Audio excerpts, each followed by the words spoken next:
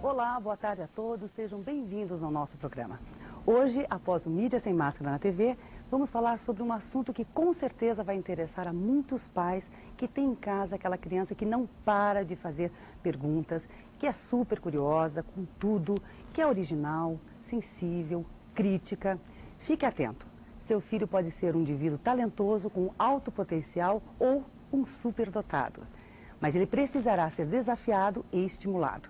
Nós vamos conversar aqui com Maria Lúcia Sabatella, mestre em Educação pela Universidade Federal do Paraná, com um projeto direcionado em alternativas educacionais para alunos superdotados e talentosos. Mas antes, vocês ficam com Mídia Sem Máscara na TV, hoje com José Munir Nasser.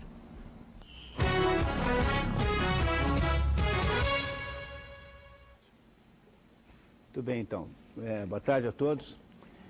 Como vocês sabem, eu sou só o economista que dá opiniões e informações econômicas no programa, mas tendo em vista o fato de que o filósofo Olavo de Carvalho hoje fez uma viagem longa para onde ficará muito tempo, nos Estados Unidos. Então hoje estamos nós aqui, a Marisa e eu, nos ocupando aqui da totalidade do tempo do programa. E usaremos o nosso tempo, então, para aproveitarmos para responder questões antigas e para retomar assuntos que foram impossibilitados por falta de tempo em outros programas. A equipe do Mídia Sem Máscara enviará no tempo certo uma pessoa que irá substituir o professor Olavo de Carvalho como âncora desse programa. Além disso, o Olavo de Carvalho, apesar de estar nos Estados Unidos, mandará contribuições e comentários via satélite, via gravação, enfim, por todos os meios disponíveis. Muito bem. Então, antes de começar a conversa de hoje, eu só queria lembrá-los que achar que neoliberalismo é liberalismo, é uma forma de liberalismo, é a mesma coisa que achar que o mico-leão dourado é uma forma de leão. Portanto, a opinião que você ouve aqui, sob o ponto de vista econômico, é uma opinião liberal no sentido estrito da palavra, no sentido legítimo da palavra e não no sentido distorcido do mundo contemporâneo, sobretudo da imprensa contemporânea. Pois não, Marisa? Pois é, nós temos uma pergunta que, na verdade, foi feita já na semana passada, do professor Antônio da Boa Vista, Munir, que ele pede para você explicar em que momento histórico se dá a mudança de conceito entre o socialismo e o neoliberalismo. Ele pede também para passar referências bibliográficas sobre o assunto. E para você comentar a frase, não concordo com nada que você disse, mas morrerei defendendo o seu direito de dizê-lo. Muito bem, então vamos lá, pedaço por pedaço. O que eu queria dizer a você, Antônio, é o seguinte: o neoliberalismo é apenas a forma mais moderna de viabilização dos projetos socialistas, porque se você compreende que quando o socialismo ou o comunismo, enfim, os projetos de natureza coletivista começam a aparecer no mundo, e eles começam a aparecer no século XIX. Marx é um autor do século XIX, a Comuna de Paris é de 1848. Então, no século XIX, começam a aparecer na Europa, sobretudo na Europa, manifestações do socialismo como ideologia. É claro que durante a história da humanidade houve diversas situações socialistas e práticas. Você pode até me dizer que os primeiros cristãos viviam socialisticamente. É verdade, tinha sim uma espécie de socialismo, mas era um socialismo de inspiração religiosa, absolutamente não ideológico, que era viável em pequenas comunidades. Até hoje é possível. Você pode plantar uma comunidade hippie em algum lugar em que as pessoas compartilham tudo. Isso, de modo geral, não funciona. Você sabe que no Paraná, por exemplo, nós tivemos algumas experiências anarquistas de natureza socialista, de que talvez a mais importante tenha sido a Colônia Sicília, fundada pelo Giovanni Rossi em Palmeira, um pouco antes da queda do Império Brasileiro, que não funcionou, foi um fracasso. Gerou uma porção de desdobramentos, é verdade, mas ela não funcionou. É difícil fazer isso funcionar na prática. Agora, é só no século XIX que começam a aparecer os teóricos do socialismo. E como ninguém sabia muito bem como fazer isso, então havia muitas abordagens diferentes que estavam em conflito. Havia um grupo que achava que tinha que ser feito via o sistema de cooperativas, então aí está, nesse grupo mais importante, um sujeito chamado Fourier, esse Fourier foi o inspirador dessas experiências anarquistas do Paraná, por exemplo, tanto a do Giovanni Rossi quanto a de Cândido de Abreu, em que o doutor Fevre, esse doutor que tem uma rua em homenagem a ele, fez ali uma experiência, fez ali um falanstério, que era o nome que se dava para aquele grupo de socialistas. Então havia um grupo de gente que achava que tinha que ser feito via cooperativismo. Havia outro grupo que achava que se faria via revolução pura e simples, em que o povo toma pelas armas o poder e o povo então estatiza todos os meios de produção. E havia um grupo de gente que achava que se fazia pela cultura e não pelos meios de produção. Durante o século XIX começa então uma espécie de luta entre essas diversas fórmulas, e essas diversas fórmulas então desembocam principalmente na experiência soviética em 1917, que é uma fórmula ligada à ideia da estatização dos meios de produção. É mais ou menos assim. As pessoas não gostam da General Motors, porque acham que ela tem algum defeito, que ela os persegue, e aí as pessoas inventam a General Everything, que é um negócio em que o governo é dono de tudo.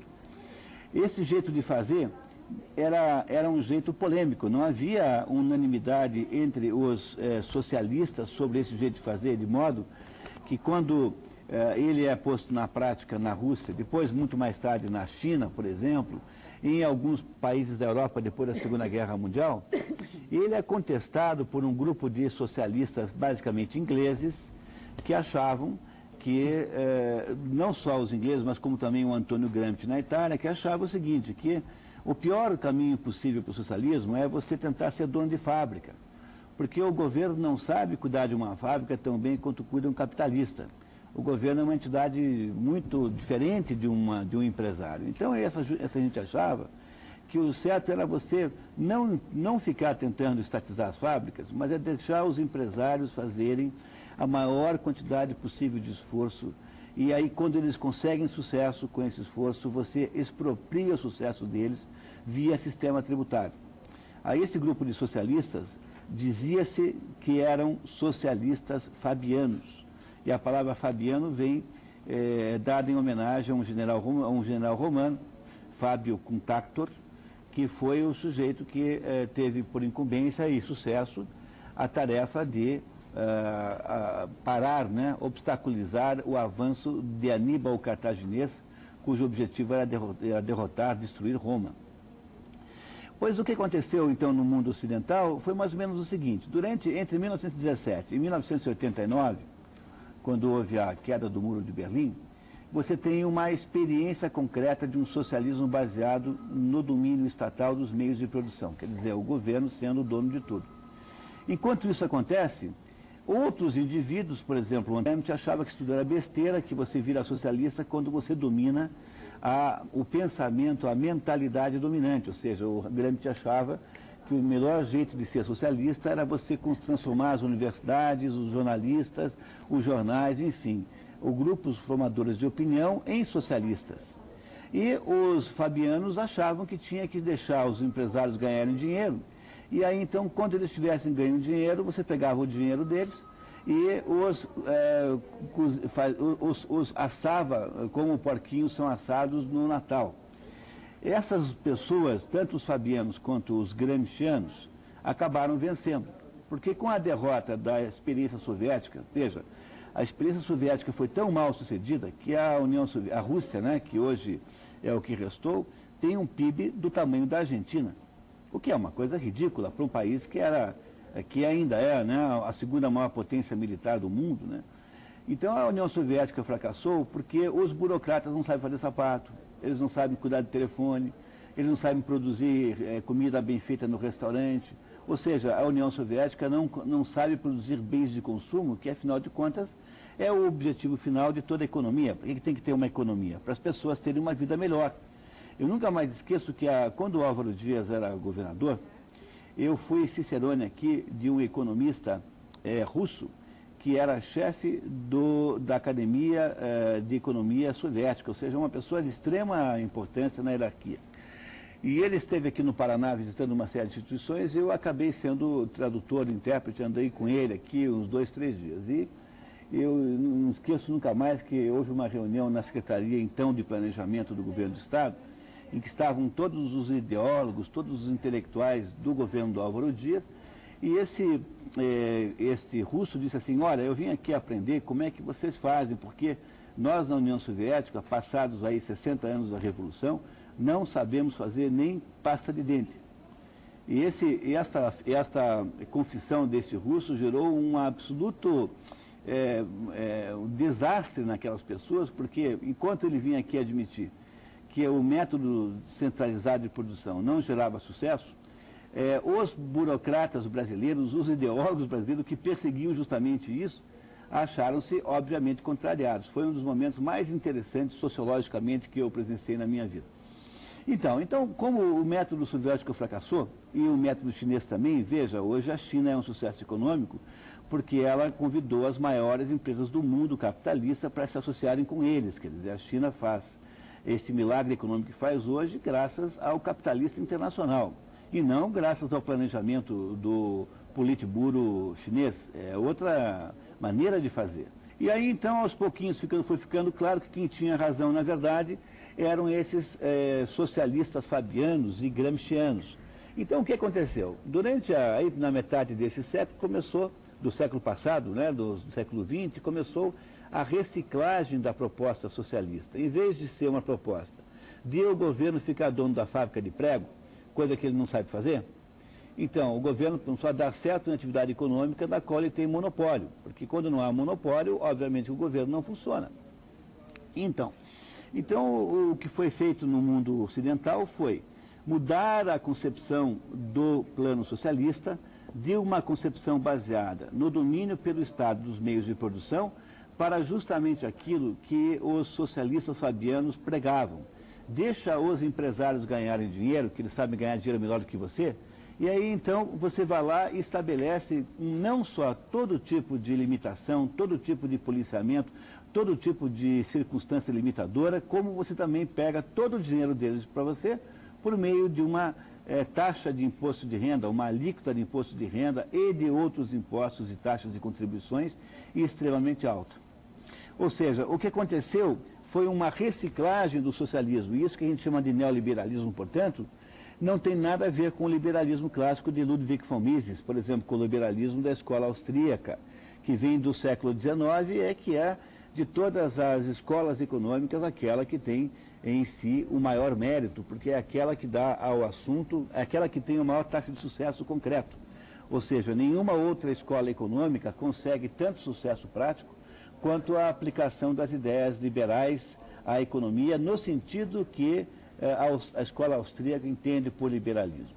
Também é preciso que a gente nunca esqueça que aquilo que a gente aplica como ideias liberais à economia não pode ser transposto a outros assuntos da sociedade. Por exemplo, eu sou um economista liberal, mas eu não concordo com a liberação das drogas. Então eu não acho que possa haver uma aplicação de conceitos liberais econômicos para qualquer coisa que não seja a economia em si própria. Em assuntos de natureza moral, em assuntos de natureza política, deve vigorar um outro tipo de abordagem. Por exemplo, você não pode montar uma empresa para clonar seres humanos, porque clonar seres humanos é uma atividade imoral em si.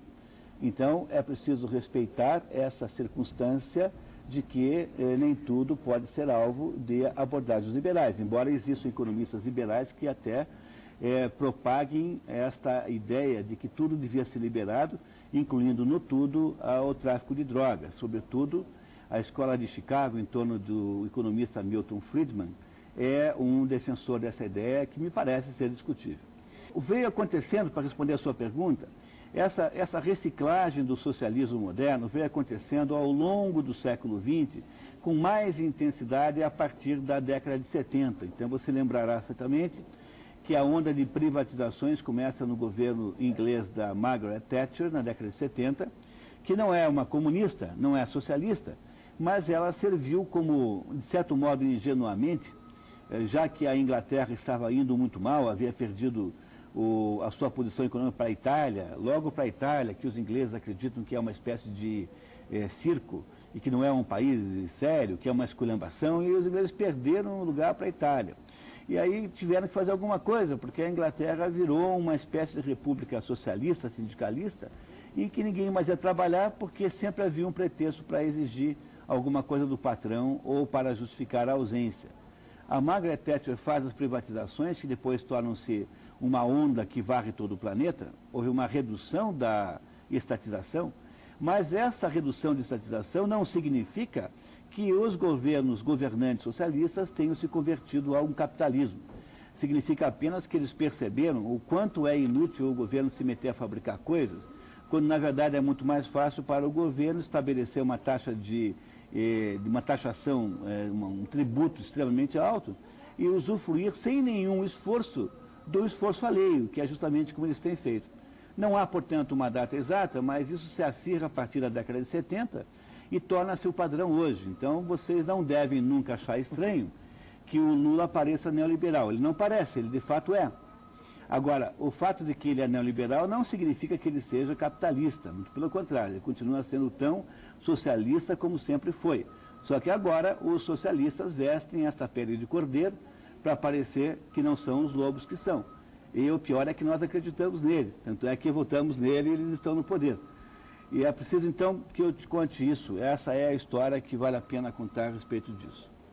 Com relação ao seu segundo comentário, se é que eu entendo bem, é óbvio que é preciso que exista no Brasil possibilidade de ter um debate que não seja um debate enviesado por uma tendência a que as pessoas levem as coisas para o lado pessoal. Eu não me importo em nada quando alguém discorda de mim.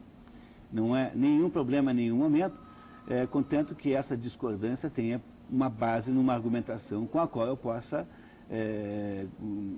lidar, porque se é uma discordância meramente de natureza emocional, então a gente sai do mundo do debate e entra nesse mundo de vastas, incertas e perigosas emoções. Eu acho que não é o caso do nosso programa aqui. Sem dúvida.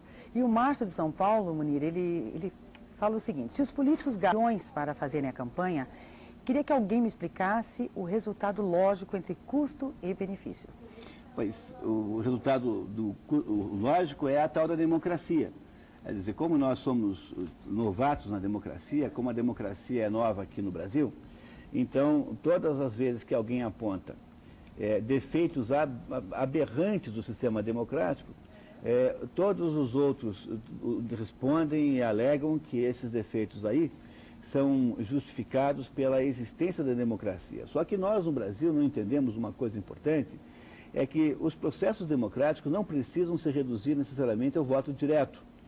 Então, se você criasse outros processos representativos, por exemplo, se você tivesse no Brasil uma formatação política em que o Brasil fosse redistribuído politicamente em 1000 comarcas, digamos assim.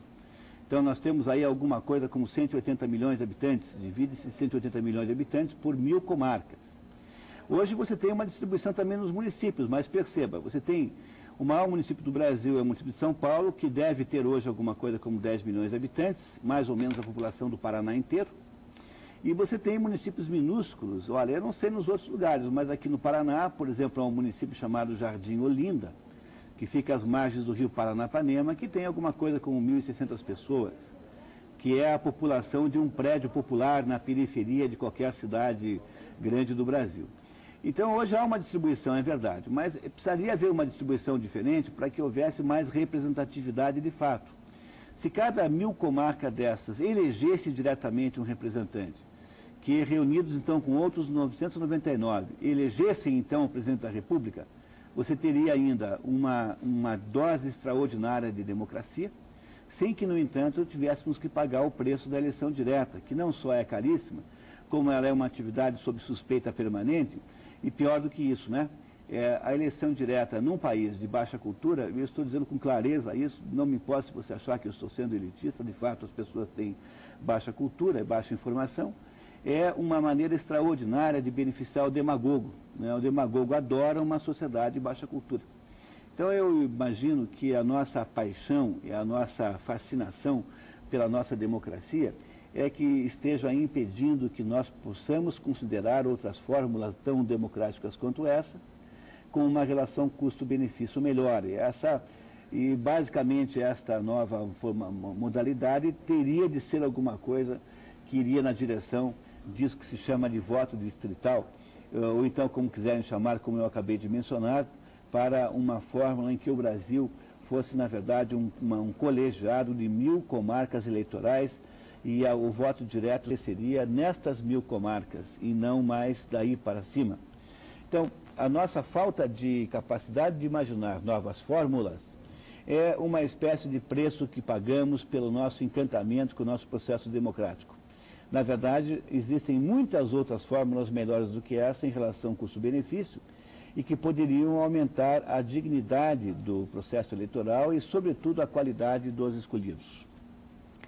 Então está aí. Agora, o Edson de Colombo, ele pergunta, Munir, por que o senhor bate tanto no comunismo, já que o nazismo está tão presente na sociedade? Até onde eu sei, o nazismo acabou com a vitória dos americanos, dos aliados na Segunda Guerra Mundial. Não há mais no mundo um movimento nazista. Então você tem, na verdade, resquícios de nazismo num grupo de débeis mentais, que são grupos de os punks, dos skinheads e não sei o quê. Então você tem aí grupos que são compostos por adolescentes tardios, completamente atrapalhados em termos emocionais, que fazem aí pantomima de nazista, montam aí um grupinho nazista aqui, outro lá. Tudo isso é completamente insignificante. O que pode acontecer, eventualmente, é haver uma agressão aqui ou acolá, mas isso é absolutamente menos do que você imaginar, por exemplo, que enquanto o Brasil fica irritado, passa o dia inteiro indignado com essa sequência de denúncias de corrupção que a Polícia Federal arruma toda semana. Ou seja, toda semana o governo federal apresenta e entrega aos brasileiros um circo em que a Polícia Federal faz alguma operação mirabolante com um nome cinematográfico para que a gente tenha a impressão de que a corrupção está diminuindo. Enquanto se faz isso e os brasileiros, então, ficam felicíssimos com isso, porque o nosso sentido de vingança pessoal fica atendido, enquanto fazemos isso, vamos construindo aí o maior totalitarismo comunista que já se viu, completamente invisível. Para vocês terem uma ideia, estão preparando uma medida provisória que deve ser emitida na semana que vem, que até mesmo para cortar o gramado da sua casa, você vai ter que pedir licença para o IBAMA. Você acha que isso é nazismo? Isso é mais puro comunismo que você possa imaginar. Enquanto o nazismo é apenas um exercício de pessoas malucas, ou seja, é um exercício sem importância, exercitado por doidos em geral, malucos, desequilibrados, o comunismo é a realidade que está atrás de você e você não percebe. Ou seja, o comunismo é o padrão hoje de avanço do projeto de Estado. Está em todas as coisas. Ele só não chama assim, porque os comunistas aprenderam que era mau negócio chamar comunismo de comunismo. Então eu chamo de outra coisa qualquer, neoliberalismo, sociedade mais justa, redução das injustiças, usam qualquer eufemismo para fazer a mesma coisa.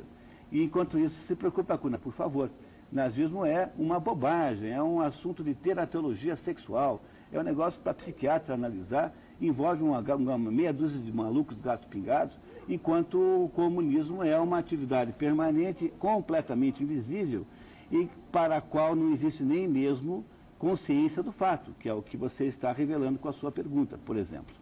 E o Santim de Santa Felicidade, Munir, ele pergunta o seguinte: a dívida interna brasileira de R$1 trilhão atuais, tem quais alternativas para ser paga pelo governo e se eles têm interesse em pagá-lo ou não? Acho que a dívida é externa, né? É a dívida toda. Na verdade, não está em bem 1 trilhão, está um pouco menos, alguma coisa com 900 bilhões, o que não é grande vantagem, né? Admito, né?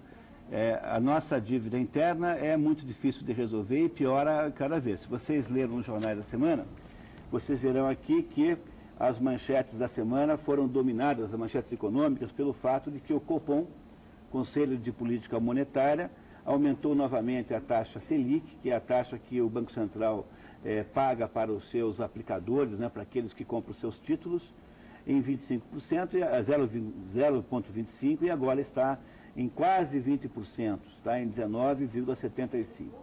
Toda vez que você aumenta o Selic, a sua dívida interna aumenta, não na mesma proporção, porque nem toda a dívida está indexada no Selic. Então, uma parte da dívida aumenta porque você aumentou a Selic.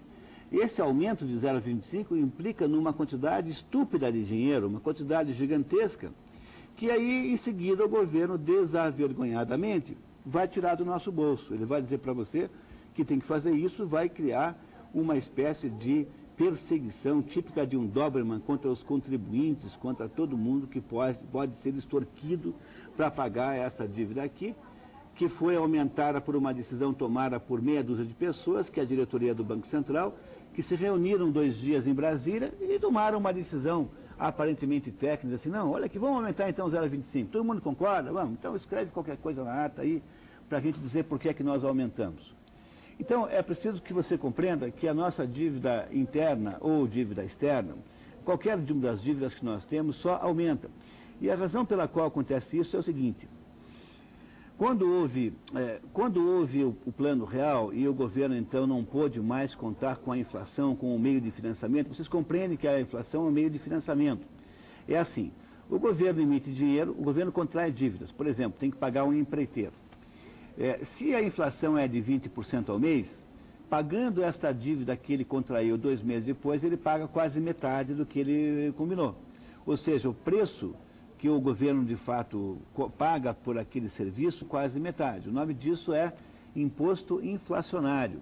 O governo só tem poder de gerar inflação, porque só o governo gera moeda. Então, ele gera moeda em excesso, esse excesso de moeda é percebido pela sociedade, os preços sobem na mesma proporção com o objetivo de voltar a um equilíbrio entre demanda e procura, e aí, neste meio tempo, o governo, então, conseguiu diminuir o seu custo. E isso chama-se imposto inflacionário. Os pobres pagavam mais impostos que os ricos, porque os pobres eram mais atingidos pela inflação, porque eles não tinham meios de obter a recuperação do poder de compra do dinheiro, como, por exemplo, no overnight, que era o caso dos ricos. Bom, quando isso parou de acontecer com o Plano Real, o governo só tinha 2 saídas. Ou ele ficava pequenininho também, como você faz na sua economia pessoal, quando uma firma, por exemplo, não tem mais mercado, então encontra-se numa situação de dificuldade de vendas, o que ela faz? Ela reduz os seus custos, reduz o tamanho, manda embora as pessoas com muita dor, muita insatisfação, mas manda embora.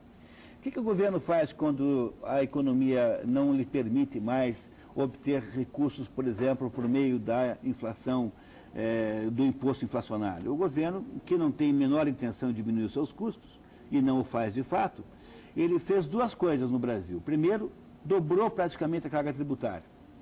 Então, entre o governo FHC e o governo Lula, nós tivemos quase o dobro da carga tributária real.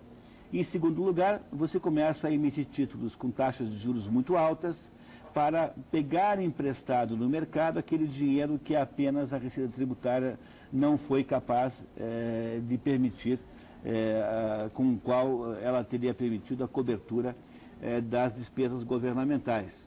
Então, o que acontece na prática é que a nossa dívida só aumenta porque há uma tendência natural nos governos em natural e no Brasil em especial de crescer a despesa na mesma proporção do aumento da arrecadação.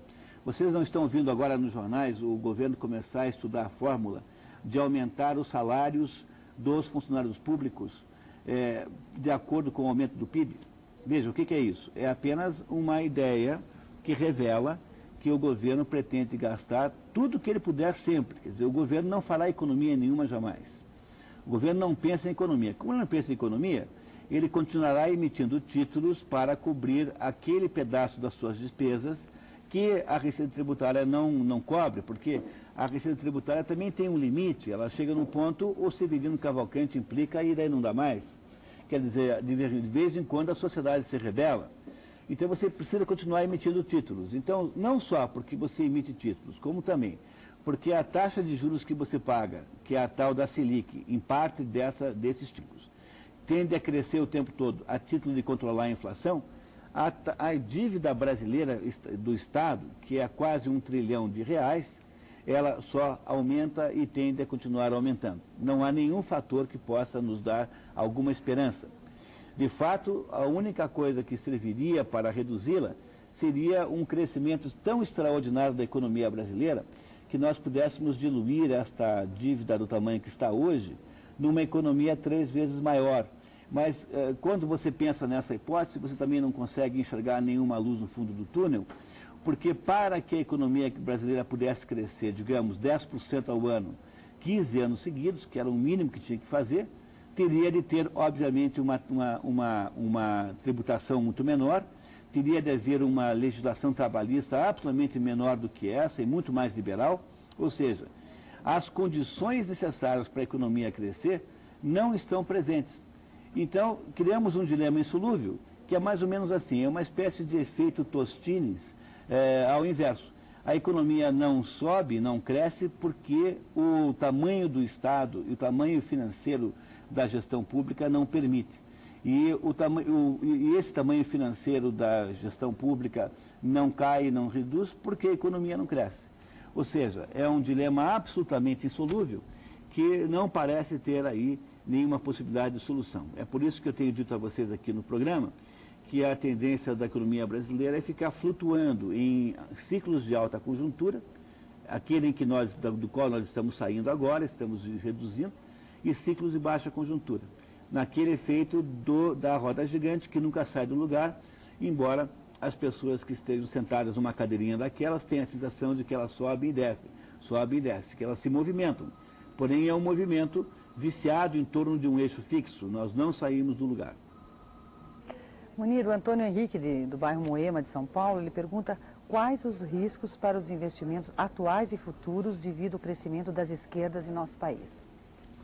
Aparentemente muito pequenos, porque eles na verdade, já descobriram que o empresário, né, que a economia é uma espécie de gado, que o partido dominante pode explorar. Quer dizer, eles já sabem, nessa altura, que é melhor você deixar o Antônio Emílio de Moraes, o Roberto Setúbal, o Dério Grajew felizes, já estão, porque o provável é que eles continuem dando todo o apoio dentro desse contexto que se chama de neoliberalismo, para que os empresários tenham muito sucesso, e o que aconteça como contrapartida disso é um aumento progressivo da carga tributária, cujo próximo capítulo será certamente, se vocês olharem aqui hoje nos jornais também, você tem aqui, por exemplo, no Estadão de hoje, você tem aqui um artigo dizendo que 60% as aposentadorias sustentam 60%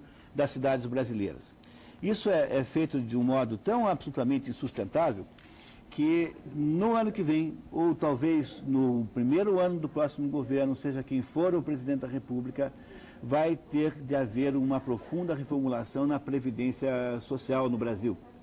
E ao fazer isso, certamente se inventará a ideia de que agora a contribuição previdenciária não será mais uma contribuição ligada ao folha de pagamento, mesmo porque as empresas têm cada vez menos empregados, mas ligadas ao faturamento da empresa. Aliás, eu queria que vocês soubessem que o provável desfecho da tributação no Brasil é ir acabando com todos os impostos que sejam originados por contas de resultado. Quer dizer, o imposto de renda tende a desaparecer, no sentido que ele é cobrado hoje. O que deve se criar é uma espécie de superalíquota que atinge o faturamento e não mais o resultado. Porque o governo aprendeu já que o faturamento é o faturamento. Se tem resultado não é problema dele. Ou seja, acaba-se não só com toda a possibilidade de manobra fiscal para reduzir o resultado do lucro da organização, como o governo passa a existir fora do contexto de risco das empresas.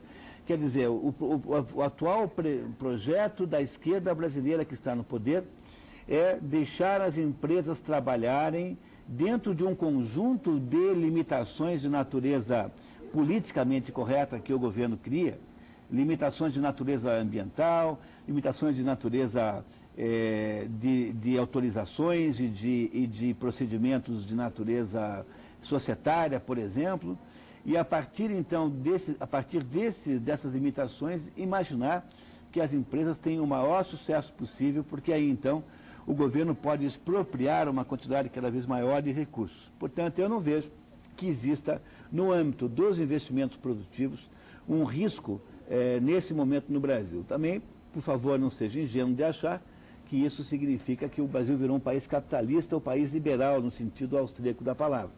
Na verdade, só significa que os empresários são cada vez mais compreendidos como uma espécie de instrumento de ação, instrumento de trabalho. Como eles só pensam em ganhar dinheiro, não há nenhum mal nisso, faz parte da mentalidade do empresário ganhar dinheiro e é absolutamente necessário que alguém ganhe dinheiro. Quer dizer, não é possível conceber uma sociedade sem uma casta que ganhe dinheiro, que seja produtora, organizadora da produção, não há nenhum mal em ganhar dinheiro, mas quando a sua vida só gira em torno, então você, além de ser um sujeito rico, torna-se um sujeito que cria um risco muito grande de não estar compreendendo de fato qual é o seu papel no processo, ou seja, a sua ingenuidade que é uma ingenuidade baseada na cobiça, né? Pode ser um instrumento extraordinário de ação para um governo totalitário. A mesma coisa não se pode dizer dos investimentos financeiros ligados à aplicação em títulos públicos. É muito provável, não sei dizer para você quando, mas é muito provável que, a continuar como as coisas vão, o Brasil tenha em algum momento renegociar a dívida pública. Porque a dívida pública hoje está sob controle, porque o mercado financeiro opera a partir de uma mentalidade extremamente, como é que eu diria assim, uma mentalidade extremamente dogmática, que é assim, os analistas de carteiras de grandes bancos investidores ficam procurando uma relação ideal entre a dívida que um país tem e o tamanho do seu PIB. Quando essa dívida passa de um certo patamar proporcional ao PIB, eles param de investir. Agora você vai me dizer por que é 52%. Por que é 52% não é 53%, 51%? Eu não tenho a menor ideia. Quer dizer, é uma espécie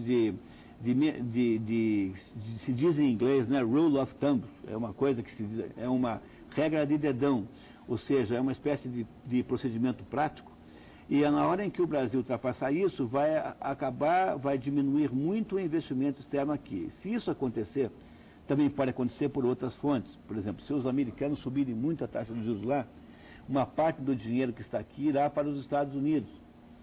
E se o Brasil aumentar muito mais as taxas de juros, o santo vai começar a desconfiar do milagre, né? Quer dizer, o santo vai começar a dizer, pô, mas peraí, da oferenda, né? Vai dizer, pô, mas peraí, por que será que esses sujeitos já estão pagando o dobro da taxa de juros maior do mundo? Ou seja, o Brasil paga o dobro da segunda maior taxa de juros do mundo, real, em valor real. Por que será que eles estão aumentando? Será que esse troço não está querendo dizer que o Brasil está perdendo a capacidade de pegar dinheiro emprestado? Então, eu acho que eu vou tirar o meu dinheiro. Olha, o mercado financeiro internacional, ele opera como uma ovelhinha amedrontada. Qualquer ameaça de o lobo aparecer atrás de uma moita, eles saem correndo. Então, eu diria que, sob o ponto de vista do investimento estrangeiro, ou do investimento nacional em títulos do governo, pode ser que haja aí uma possibilidade de renegociação, ou seja, alguma forma de calote no médio e longo prazo. Não acredito que haja a mesma coisa com relação aos investimentos produtivos. Estes são a essência do projeto do governo. Quer dizer, no projeto neoliberal, quando o socialismo adota, então, esta proposta neoliberal, ele passa a viver da possibilidade de explorar aqueles que trabalham. E é mais ou menos isso que eles fazem. Continuando aqui, então, Munira, a Elenir do Campo Comprido, ela pede para você comentar sobre o aumento cobrado em folha de pagamento do INSS, que praticamente dobrou. Bom, olha, eu não conheço bem questões previdenciárias em geral, eu não saberia dizer para você dar uma opinião sobre esse assunto. Agora, o que você deve saber é que é uma tendência ao imposto aumentar. Quer dizer, aqui ou ali, mais ou menos, vai sempre aumentar. Não parece nada estranho, portanto, eu não sei falar nada a respeito disso especificamente, eu não conheço o assunto, mas a tendência normal hoje das economias ditas social-democratas, como a brasileira, é que o tamanho do governo só aumenta. E só aumenta por uma razão muito interessante. O Bertrand Juvenel, que é um grande pensador francês, diz assim, olha, só aumenta porque o Estado está sempre colocando-se no papel do altruísta. O que é o altruísta? O altruísta é aquele sujeito que diz assim, eu vou fazer o bem dos outros. Então, o Estado fica o tempo todo contando para você, quando eu digo Estado, por favor, entenda o governo em geral, né? Não o Estado do Paraná ou de São Paulo, não é isso. Quer dizer, o Estado conta para você o tempo todo que o mundo tem coisas horríveis e que há muita desgraça nesse mundo. Não foi a primeira grande campanha publicitária do atual governo, o tal do Fome Zero? O Lula é eleito, no dia seguinte eu estava falando disso. Por quê? Porque o governo tem que parecer que as coisas vão, tem que dar a impressão que as coisas vão muito mal, porque ele precisa desta desculpa para legitimamente colocar a mão no seu bolso. Então, como o Estado fará sempre cada vez mais o papel do altruísta, o Estado cada vez se encarregará de botar mais dinheiro do seu bolso no bolso dele. E é por isso que você vai o tempo todo ficar um pouco assim, assustada com esse ou aquele método de arrancar o seu dinheiro. Não é só pelo veto do imposto direto, mas é quando obrigam você a pagar 1 milhão de taxas. Toda vez que o Estado inventa um tipo de exigência burocrática, por exemplo, eu agora estou pagando, eu tenho 2 pequenas empresas, a gente paga um negócio chamado taxa de bombeiro. Quer dizer, todos os anos eu tenho que pagar não sei o que para bombeiros que jamais apareceram num escritório que fica no 10º andar de um prédio, que eu não imagino por que é que deva existir uma taxa de bombeiros. E assim como esse, existem milhares de outras barbaridades que vão somando e vão diminuindo o dinheiro do seu bolso, tudo isso para financiar um Estado que é, de boca para fora, profundamente altruísta.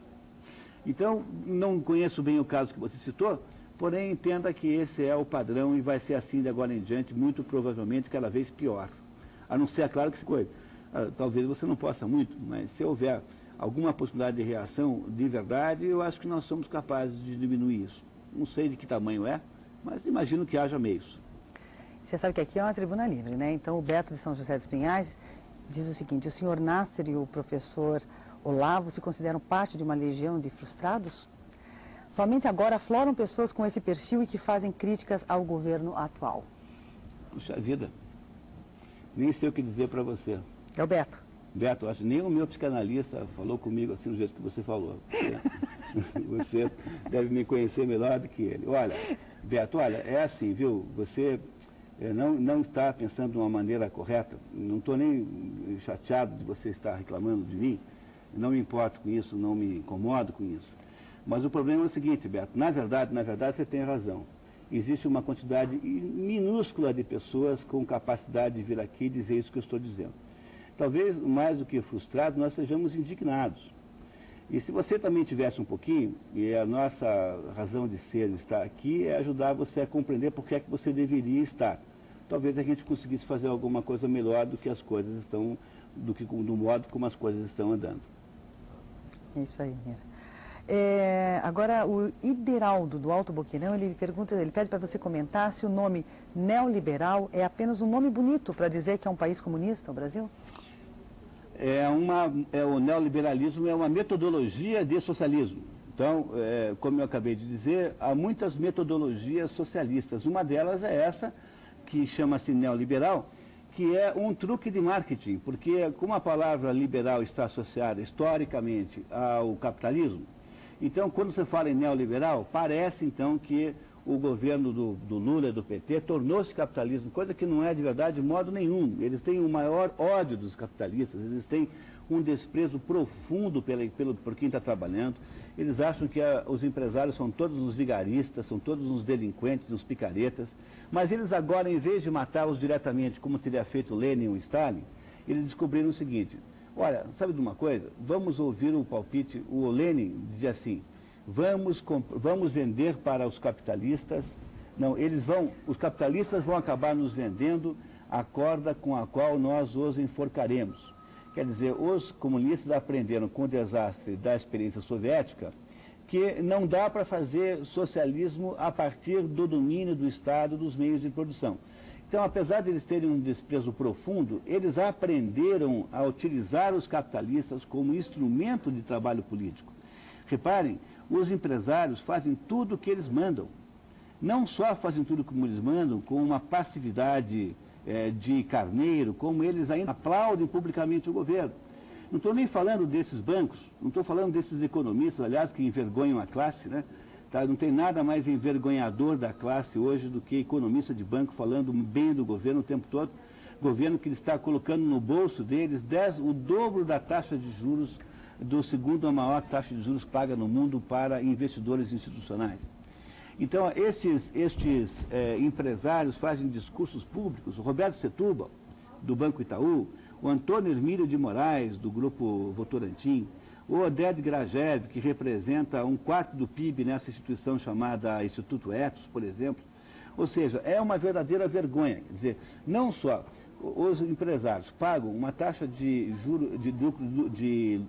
impostos extraordinariamente grande, pagam a maior taxa de juros do mundo, são perseguidos pelos ecotirantes, precisam de autorização para tudo e ainda fazem papel de bobo, se metendo nesses negócios tipo empresa politicamente correta, programa de envolvimento social, quer dizer, é o cúmulo que cheguem até o ponto de se fazer de papel de palhaço, pagando um imposto adicional ainda, sob a forma de fazer as coisas que o Estado, não obstante a quantidade enorme de dinheiro que pega, é incapaz de produzir por sua própria conta. Ou seja, o neoliberalismo é apenas uma reformulação, uma espécie de um rejuvenescimento do projeto socialista. Ele tirou do socialista aquela cara de gente que vai fazer a estatização da fábrica e os transformou todos em jovens e interessadíssimos, preocupados com os pobres e miseráveis. E eles, então, no fundo, só estão preocupados com eles mesmos. E para poder fazer isso, eles pegam o seu dinheiro, já que você acredita nisso. É assim que isso que é neoliberalismo. Não tem nada a ver com o liberalismo antigo. É apenas uma maneira marota e pilantra de parecer que você não é mais socialista, mas não passa disso. E o Sérgio do Boqueirão, ele pergunta o que você acha, o que o senhor acha da promessa que o presidente fez junto ao MST. O senhor acha que o Lula irá cumprir esta e todas as outras promessas? Será que o Lula ainda acha que está em campanha política? Eu achava isso, não acho mais, não. Eu antigamente achava que o Lula era uma pessoa meio ingênua e que, deslumbrado com o poder, ele continuaria assim, agindo como um candidato romanticamente envolvido com uma causa permanente, que é o que caracteriza fundamentalmente uma campanha política, né? Hoje eu penso que o Lula é menos ingênuo do que parece e é um sujeito que tem uma capacidade de orquestrar escondido uma agenda secreta muito maior do que parece, tá? Agora, o caso do MST é preciso ter muito cuidado, porque o MST recebeu aquilo que se chama de carta de corso. Caso vocês não lembrem, há uma diferença técnica entre um pirata e um corsário. O pirata é um sujeito um pirata é uma espécie de ONG. O sujeito pega um barco, pega um grupo de malfeitores e sai pelos 7 mares a abordar navios cargueiros, mercantes e roubar-lhes a carga. Bom, tem um determinado tipo de pirata que recebe de um certo governo uma coisa chamada carta de corso. E ao receber a carta de corso, ele torna-se um corsário. O que é um corsário? Se o pirata é uma ONG, o corsário é um pirata estatal, ou seja, um pirata a serviço de um governo. Então, a Inglaterra, um belo dia, não dava conta do Francis Drake, que era um pirata, chamou o Francis Drake e falou assim, olha, você vai virar Sir Francis Drake, vai receber um título de nobreza e agora você recebe essa carta de corso para você ir lá roubar os navios dos franceses. E aí o Sir Francis Drake, em vez de ser pirata, tornou-se corsário. Então, o que é o MST? O MST é uma entidade que recebeu uma carta de corso do governo para piratear quem? Os donos das empresas das fazendas. Ou seja, os proprietários agrícolas estão sendo atacados legitimamente pelo MST. Vejam, há uma absoluta desproporção jurídica aqui. Se você na sua casa estiver implicando lá com uma certa árvore, e se você resolver cortar essa árvore, se alguém souber, se a prefeitura souber, se o IBAMA souber, você vai ser processado como criminoso ambiental. No entanto, o MST invade uma fazenda, corta todos os pinheiros, mata todas as vacas que conseguir, depreda tudo que tiver ali organizado, por exemplo, os utensílios domésticos das casas dos proprietários, e ninguém acha isso estranho. E o governador do estado, como também é o presidente da República, não mandam a polícia, não mandam a carga pesada da polícia para resolver isso. Por quê? Porque, de fato, eles têm uma carta de corso, eles receberam uma autorização estatal para produzir essa pirataria legalizada. Então, o que dizer, portanto, de uma organização de piratas que é autorizada pelo governo federal. Ora, se o governo federal não gosta dela, é porque talvez ela às vezes tenha uma dificuldade de atuar num estilo que pareça politicamente melhor naquele momento. Não se trata de o problema do governo federal com o MST não é um problema de natureza moral, nem de um problema conceitual, é simplesmente um problema de discordância de estilos. Talvez o governo federal não esteja gostando que num determinado mês lá, e logo naquele mês e não em outro, haja uma somatória lá de distúrbios no campo. No entanto, há uma absoluta identidade e sintonia entre o atual governo e o movimento chamado MST, que não é um movimento que deseja terra nenhuma. Na verdade, o MST não quer terra nenhuma, o Stedley não quer terra nenhuma. O que eles querem, na verdade, chama-se poder político, ou seja, eles querem estabelecer uma possibilidade de influenciar a nação por meio da força. Tanto é que, se você fizer a geografia dos assentamentos, os assentamentos que o MST tem são todos perto de entroncamentos rodoviários, ou seja, são todos eles estrategicamente posicionados para que o MST possa exercer na força uma intervenção política, se for o caso. Repare, existe um livro chamado O Karma da Terra no Brasil, escrito pelo Chico Graziano. Chico Graziano é uma pessoa acima de qualquer suspeita, porque ele foi presidente do INCRA no governo FHC, tem uma formação de esquerda, foi um parlamentar do PSDB de nítido viés de esquerda, e é um sujeito que você lê o que ele diz, certamente você percebe que ele é uma pessoa de esquerda. E o Chico Graziano escreveu um livro dizendo algumas coisas sobre o MST, que, portanto, vindo da fonte que vieram, são muito importantes. Dizer assim, que de 60 até agora, o Brasil gastou com assentamentos sem terra, de todos os tipos, fora ou dentro do movimento do MST, alguma coisa em dinheiro atualizado de 20 bilhões de reais. Esse foi o investimento que foi feito. Esse investimento, quando analisado em relação ao seu produto, ou seja, ao seu resultado, em termos de produção agrícola, é perto de zero. Quer dizer, o que é, afinal de contas, o movimento do Sem Terra no Brasil desde que se fala em reforma agrária na década de 60? O tio do Chico Graziano, chamado José Gomes da Silva, foi o mentor do primeiro projeto de reforma agrária depois do governo militar, em 67, 68, mais ou menos, e fez-se uma enorme quantidade de coisas. No entanto, do que é que trata o MST? Trata de assuntos fundiários? Não, o MST trata exclusivamente de assuntos políticos. Portanto, ele funciona como uma espécie de braço armado do atual governo, até mesmo que existe, até mesmo para provar que o atual governo não é agressivo.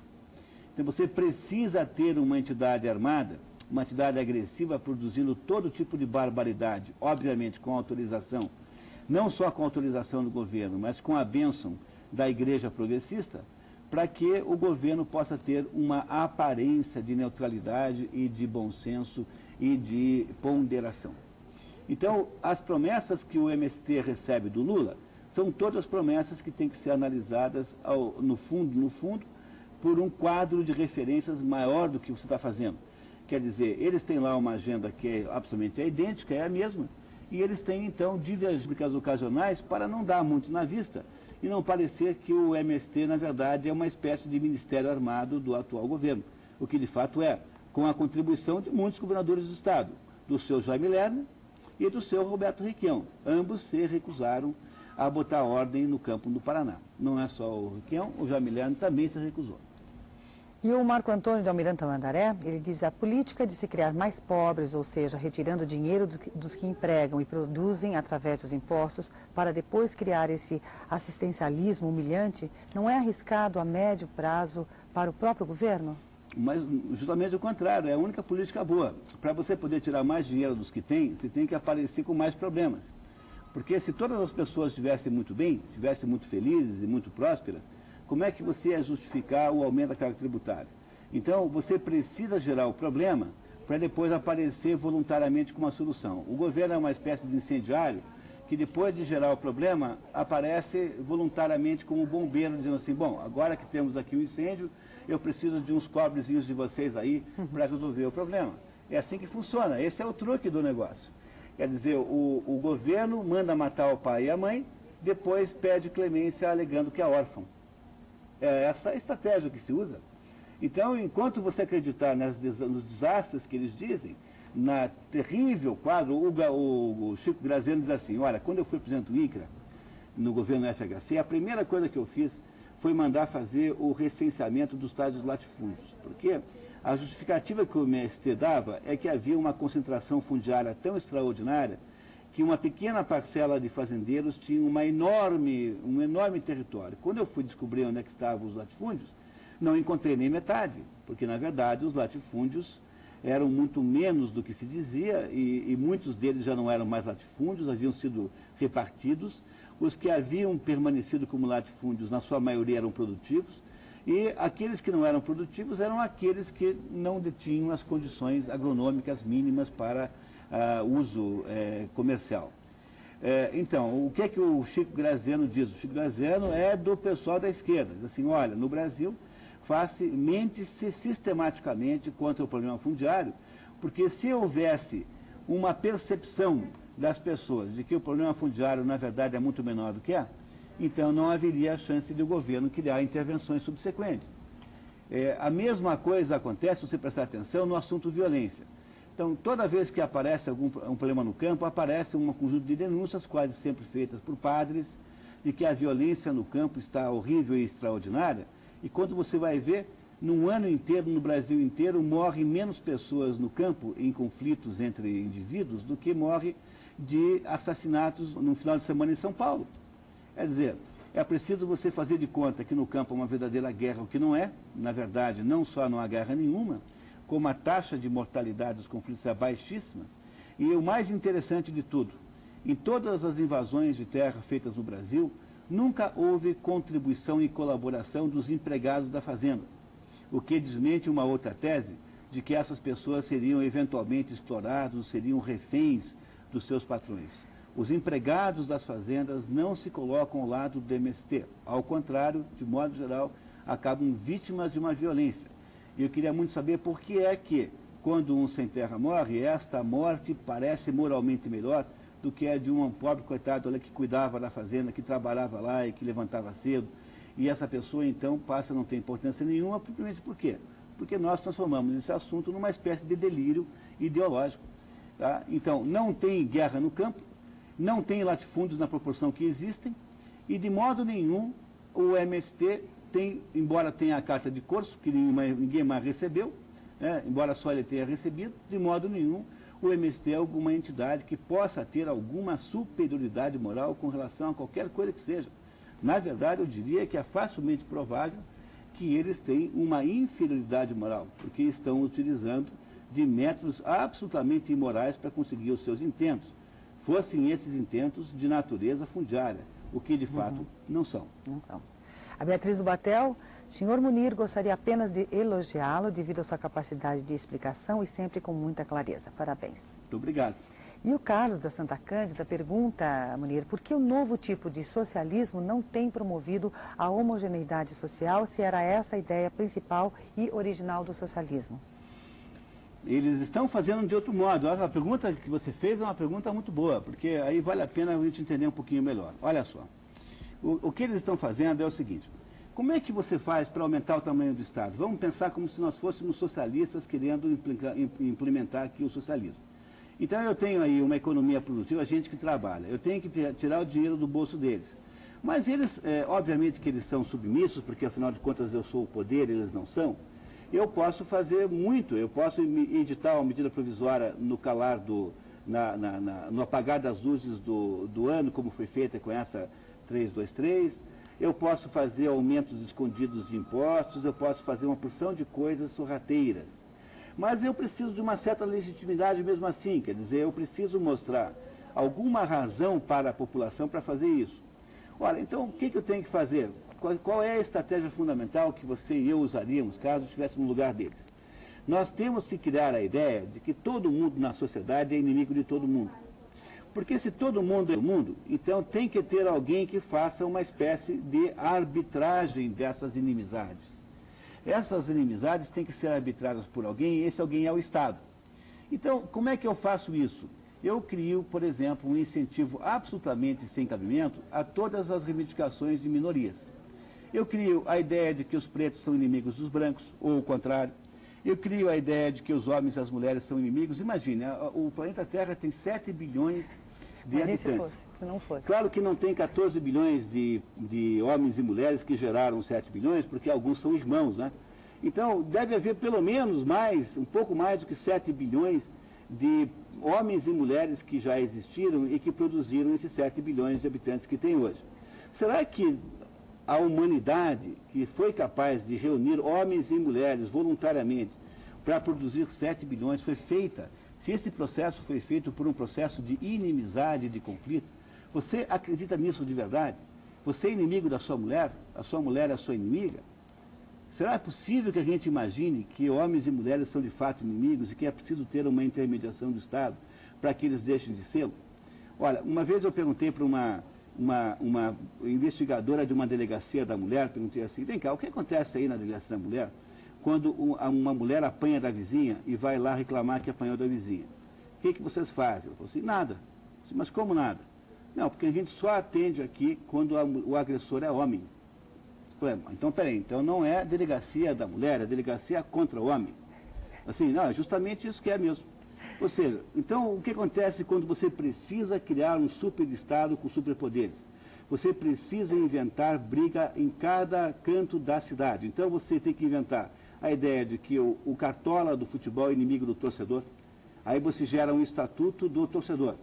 Você tem que criar a ideia de que o jovem é inimigo do velho. Então cria o estatuto do idoso. Tem que criar a ideia de que o branco é inimigo do preto, então se cria as leis de proteção e de anti-preconceito racial. Tem que criar a ideia de que os patrões são inimigos dos empregados, daí tem que criar a justiça trabalhista e mais o PROCON e não sei o que o consumidor é inimigo do patrão. Então, como é que é feito isso?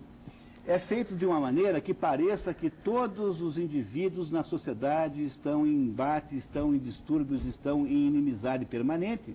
E como todo mundo então não para de brigar, quem é que aparece para resolver o problema? É o sacrosanto Estado, que aparece então com seus mecanismos repressores, e que para que possam existir precisam ser financiados pelo dinheiro da gente mesmo, e que diz assim, não, eu que sou Estado, eu sei melhor como faz para lidar com a relação homem e com mulher. Então, para você compreender bem o que é que significa esse conjunto extraordinário de legislações ditas de natureza social, são simplesmente uma armadilha que estão pondo no seu trajeto, que é financiada com o seu dinheiro para controlar tudo. Não aceite uma coisa dessas. O Estado não tem que se envolver em assuntos privados. Se tem algum empresário que não atende bem a você, faça a única coisa que você pode fazer, não compre mais. Conte para todo mundo que trata-se de uma empresa vigarista e picareta. Mas não vá correndo pedir licença, ajuda para a polícia. Isso é bobagem.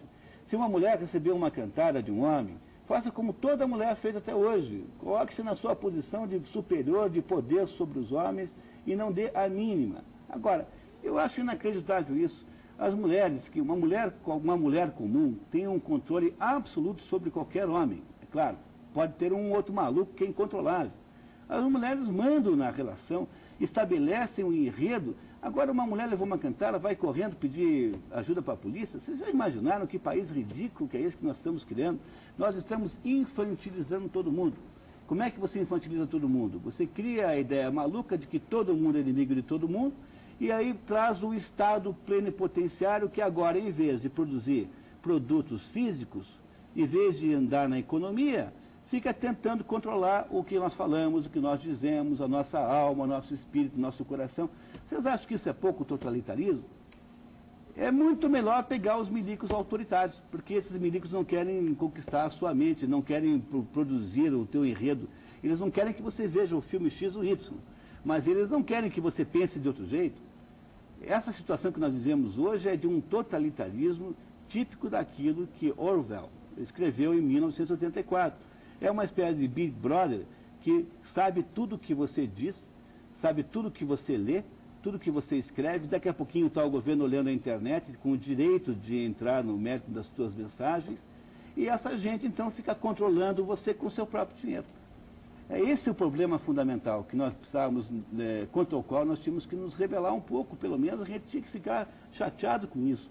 Agora, a pior situação de todas é a gente entrar nessa história como ingenuamente, ainda achando muito bonito que tem a lei disso, daquilo, o estatuto daquilo, o estatuto do outro. Imagine se tem cabimento uma coisa dessa.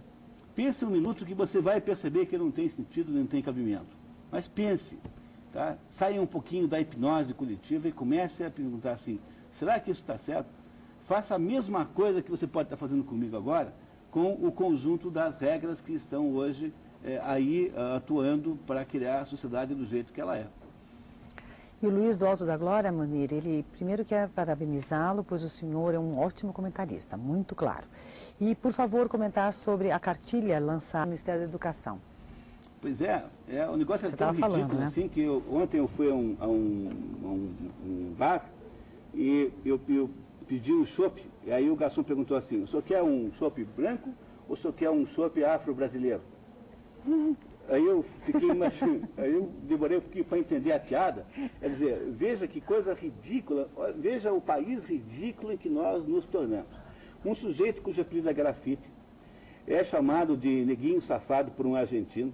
Obviamente um argentino que ele deve ter xingado de uma porção de outras coisas que eu não posso repetir aqui, porque a dona Yolanda não deixa, não é dona Yolanda? Não lembro mais, mas tem uma que não... Temos uma ouvinte aqui não muito gosta. chateada com o padrão de educação dos comentaristas.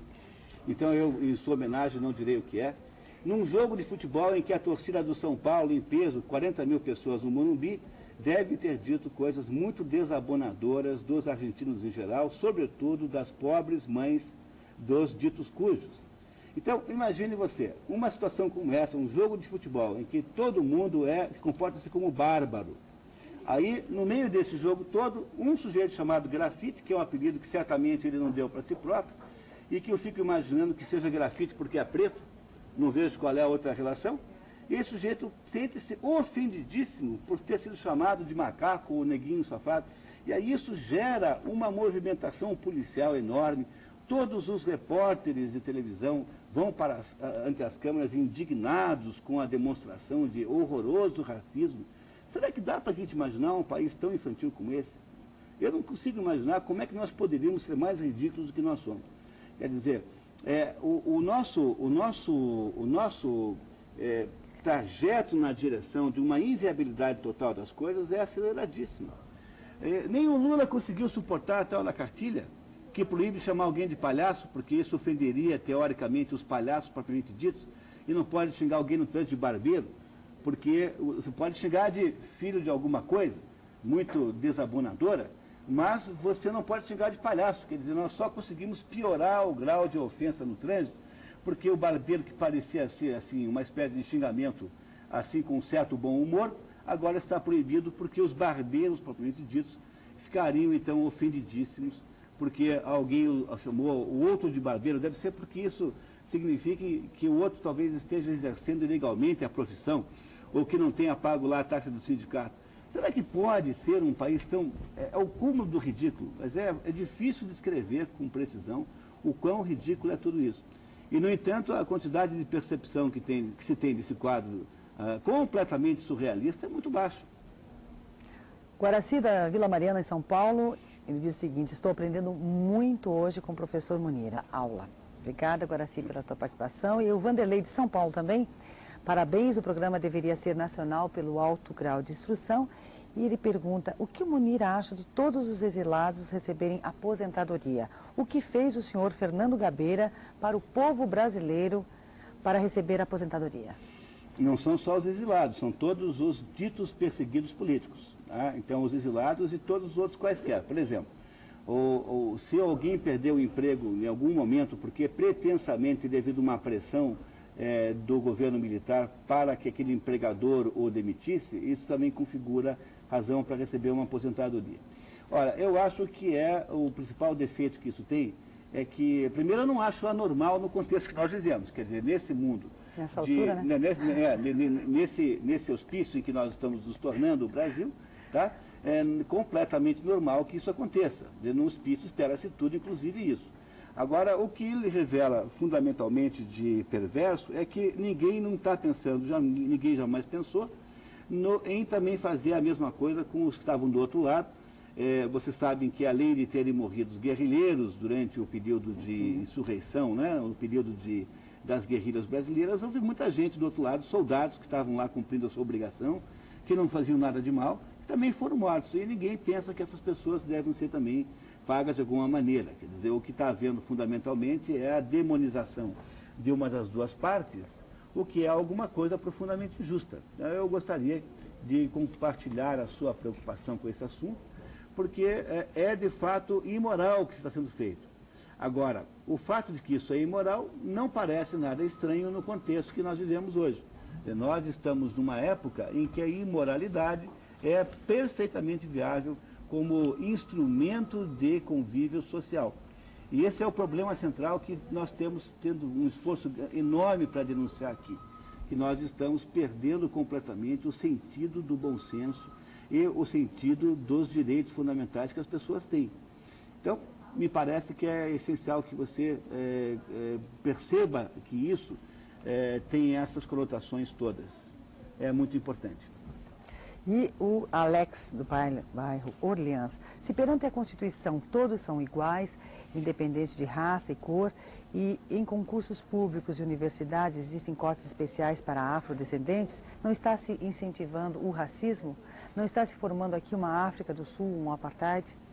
Muito pior do que isso, muito pior, porque se lá ainda havia uma espécie de clima de guerra civil que antecedeu isso tudo, o que nós estamos inventando com essa história de cotas é um exercício de enlouquecimento coletivo tremendo. Deixa eu ver se eu consigo explicar para vocês. Em primeiro lugar, quando houve a libertação dos escravos nos Estados Unidos, o presidente Abraham Lincoln deu a cada escravo liberto, a cada chefe de família, digamos assim, 16 acres, isso aí deve dar mais ou menos uns 4 alqueires, mais ou menos.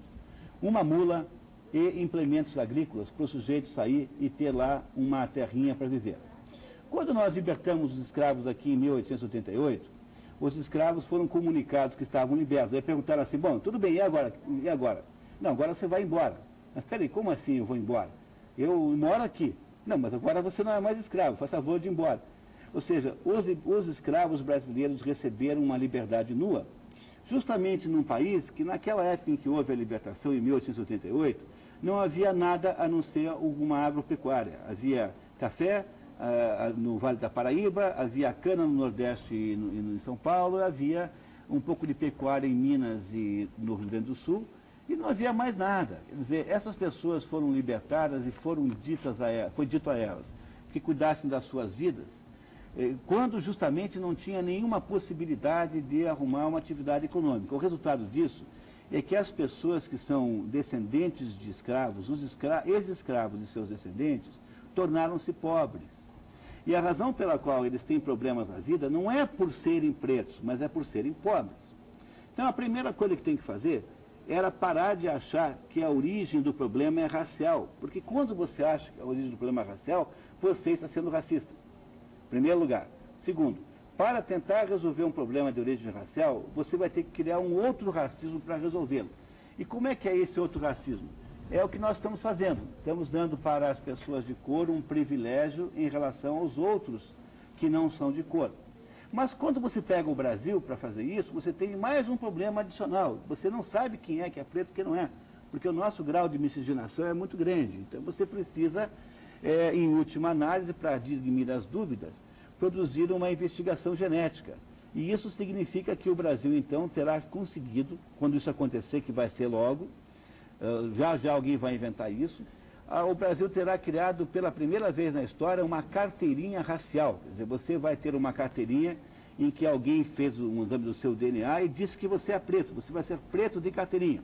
E aí então você vai poder usufruir dos direitos da sua pretitude por meio de um documento público que faz com que você esteja a partir daí marcado para sempre como pertencente a uma categoria social que tem uma prioridade sobre o seu próprio mérito.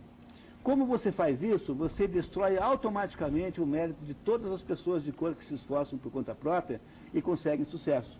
Ou seja, aquela pessoa que poderia ter entrado na universidade pelos caminhos normais, disputando com os outros, e que teria, portanto, o mérito de ter feito isso, esta pessoa passa a ser estigmatizada para sempre como tendo sido ajudada indevidamente por uma lei que discriminou os outros. Portanto, é uma comédia de erros de um tamanho inacreditável. É racista, é injusto, é ridículo, está tudo errado. Eu, se fosse preto, eu ficaria muito furioso com essa situação. Eu não me conformaria com isso, porque isso é mais ou menos como dar uma carimbada na testa dos gêneros. Você é preto, você é incompetente, portanto, você passa a ser tutelado pelo Estado. Por outro lado, quando eu conto para você o quadro que eu descrevi, de que o Estado quer tutelar tudo, não parece ser nada normal, portanto, que ele se torne, então, um tutor das relações raciais.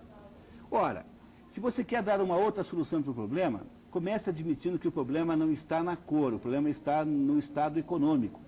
E as pessoas pobres têm menor chance de obterem os lugares gratuitos das universidades federais. Porque, perceba, o problema só existe porque tem universidade gratuita, porque senão não teria. Ninguém vai fazer cota para um sujeito entrar e pagar 5 mil por mês de mensalidade do curso de medicina.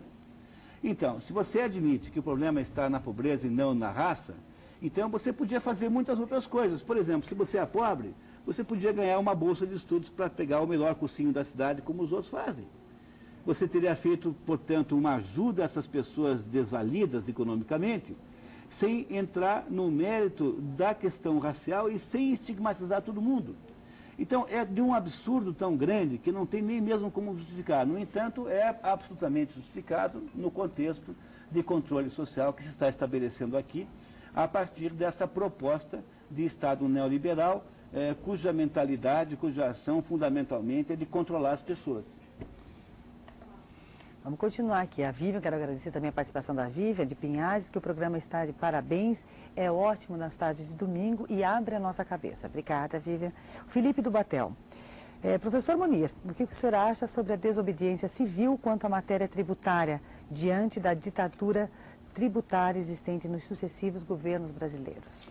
É cada vez mais difícil de fazer por causa da eletrônica, né? Na medida em que os controles são eletrônicos, é mais difícil de fazer isso, mas eu queria dizer a vocês que há um clima já muito maduro de desobediência civil tributária. Ele se manifestou com clareza na rebelião que houve contra aquela medida provisória que aumentava a tributação dos profissionais liberais.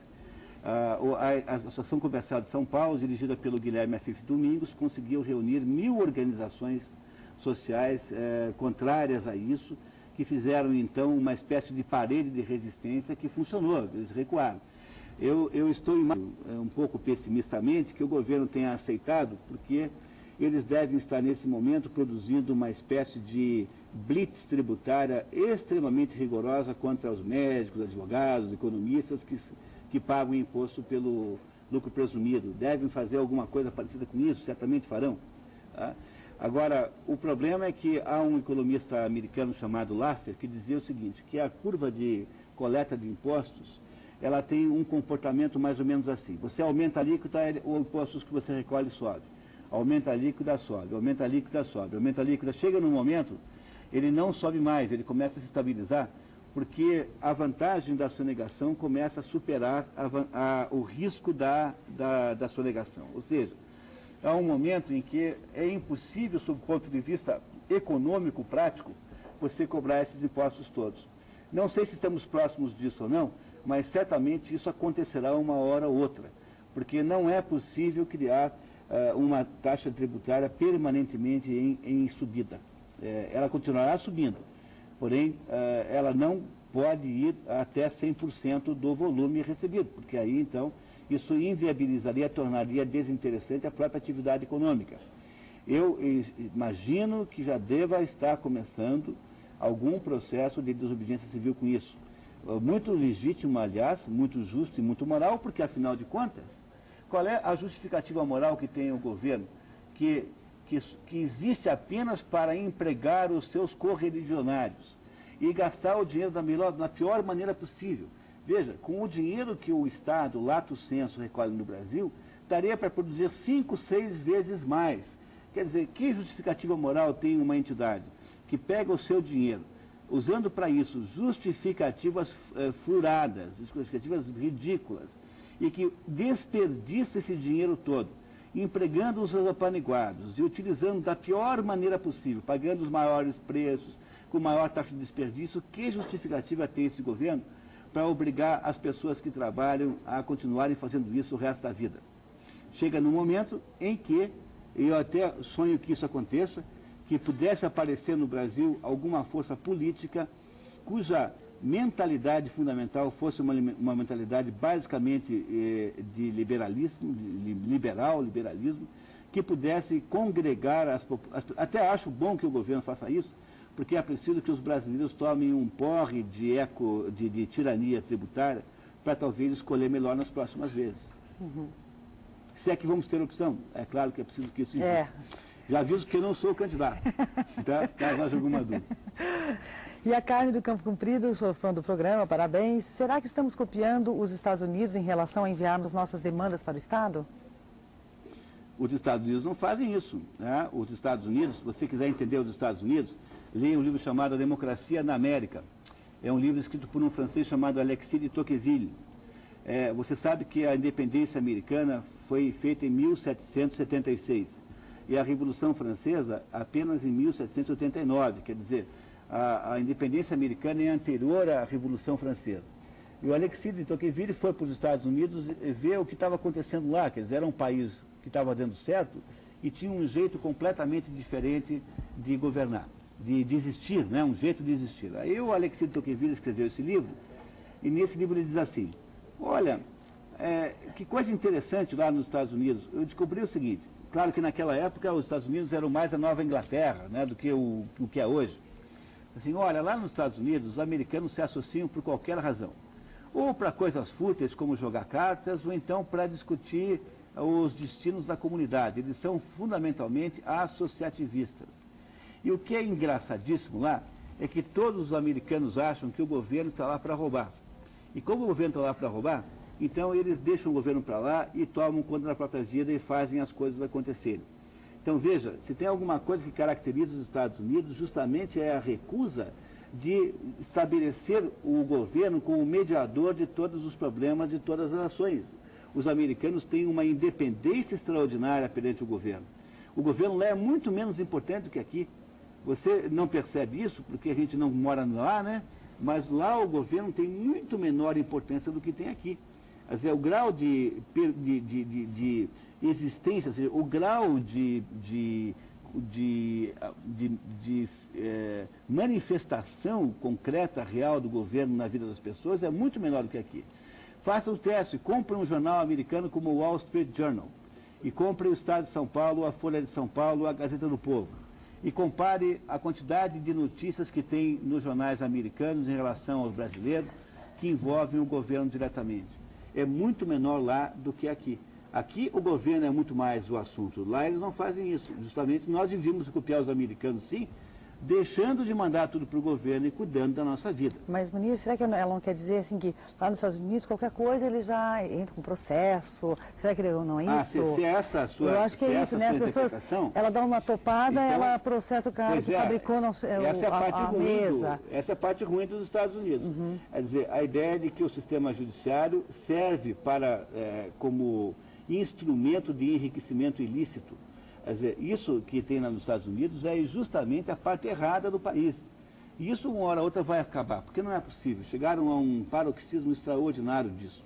Mas percebam que o fenômeno de você usar o sistema judiciário como instrumento de enriquecimento ilícito é o que vai acontecer aqui no Brasil também, de agora em diante, na medida que todas as relações estão, de certo modo, conflitualizadas. Na hora em que tudo for conflito, todo mundo vai ter que resolver os problemas entrando na justiça. Mas é justamente isso que o Estado quer, que o governo quer que ele seja o mediador de todas as coisas. Quer ver um exemplo? Quando fizeram o último Código Civil, houve uma mudança no conceito de pátrio poder. O pátrio poder no antigo Código Civil pertencia ao pai. Bom, como isso é uma coisa muito injusta, porque homens e mulheres são iguais, resolveram passar o pátrio poder para o pai e para a mãe. Ora, o que você faz quando você faz isso a pretexto de justiça social? Quando o pai e a mãe têm o mesmo pátrio poder sobre os filhos, o que acontece quando o pai e a mãe se desentendem sobre algum assunto, como, por exemplo, qual é o colégio que o menino vai estudar, onde o menino vai estudar? Ora, quando o pai e a mãe se desentendem sobre qualquer assunto, tendo ambos a mesma quantidade de pátrio poder, você é obrigado a recorrer a um juiz para tomar a decisão. Ou seja, quando você tira da Código Civil o pátrio poder de um dos dois cônjuges, porque também podiam ter passado para a mulher, seria muito melhor dizer que o pátrio poder agora é mátrio poder, é a mulher que exerce para compensar os anos que foi o pai, não tem menor importância, teria sido muito melhor. Agora, quando se diz que é dos dois, você está dizendo que é o governo que ficou com o pátrio poder.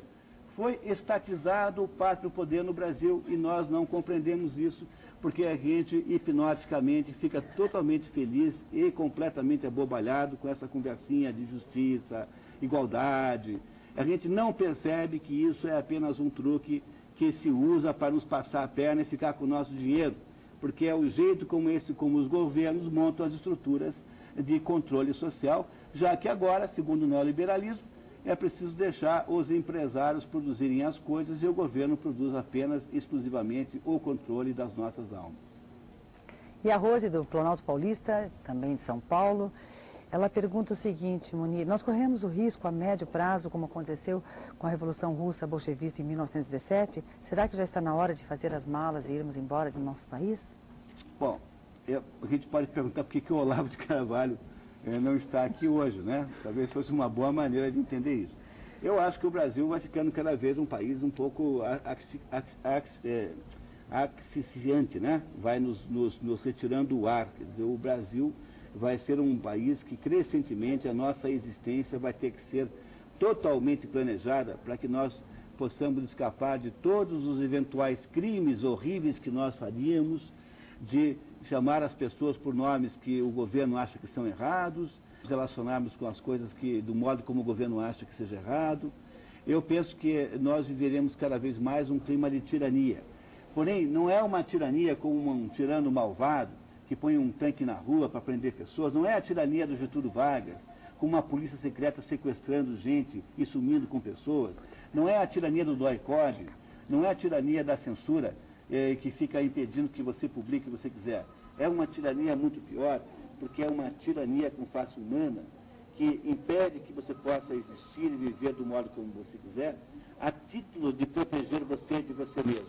Ou seja, chegamos então finalmente à mais sofisticada forma de tirania, que é a tirania invisível e completamente hipnotizante, que é essa que nós estamos hoje, na qual estamos entrando.